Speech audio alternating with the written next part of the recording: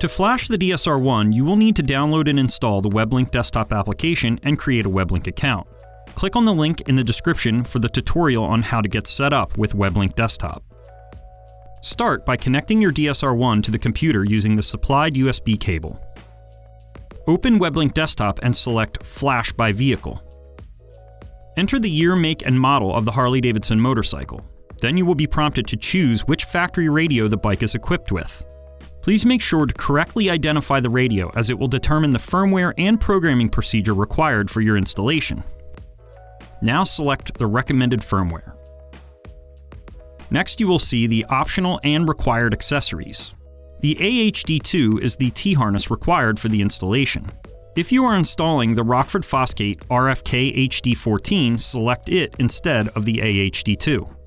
For more information about the RFK HD14, visit www.rockfordfosgate.com. Next, go to the optional accessories and you will see an option for the BHD2 amplifier bypass plug. If the motorcycle is factory amplified, the BHD2 will bypass up to 4 factory amplifiers with this simple plug. This avoids having to run new speaker wires directly from the aftermarket amplifier to each speaker. Using this part is highly recommended as it will save time and avoid having to modify the factory wiring harness. In our example, the motorcycle is not amplified, so this accessory will not be shown. You will now be prompted to assign a command for the OEM radio controls. The front and rear fading will operate as it did from the factory. The up and down fader will need to be assigned to one of the options in the drop-down menu. For example, if you select subwoofer volume, the fade up will increase the subwoofer volume and fade down will decrease the subwoofer volume. These options will vary depending on the factory radio you selected earlier. The DSR1 programming is now complete and you are ready to flash. From this page, you can review the programming setup and make any edits to the configuration. If you are satisfied with the settings, press the flash button.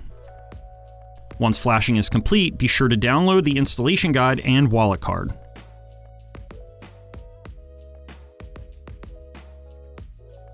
Now that flashing is complete, make sure the DSR1 firmware is up to date. This is done using the Rockford Fosgate DSR1 Updater application. Click the link in the description below for a step-by-step video on this process and a link to download the DSR1 Updater application.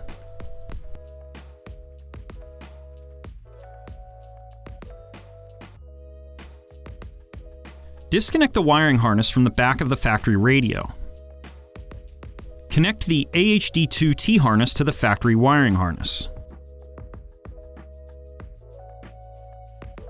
Next, connect the two 18-pin connectors located on the opposite end of the aHD2 T-harness to the DSR1. Now connect the RCA cables of the DSR1 to the RCA input of the aftermarket amplifier. Run power and ground to the amplifier, then connect the blue with white wire of the DSR1 to the remote turn-on input of the aftermarket amplifier. Next, connect the amplifier outputs directly to the aHD2 T-harness or run speaker wire directly from the amplifier to the speakers. Reinstall the factory radio and connect the opposite end of the aHD2 T-harness to the back of the radio. Installation is now complete and you can move on to programming.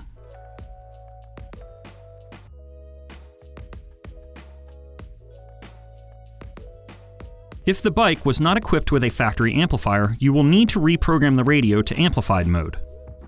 First, turn the ignition to on and within 5 seconds, pull the clutch handle 5 times.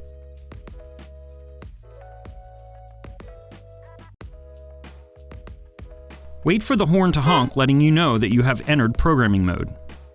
Within 10 seconds, activate the left turn signal to switch the programming mode to amplified. The horn will honk once to confirm that you have chosen this option. Now wait for the radio to reboot, and the horn will honk twice for amplified mode. Once programming is successful, the DSR1 will be VIN-locked to the motorcycle and radio, and cannot be used or flashed to any other vehicle until the factory radio is returned to non-amplified mode before removing the DSR1. To return the radio to its original non-amplified mode, follow these same steps, but choose the right turn signal instead of the left turn signal, and the horn will honk 3 times to confirm the selection.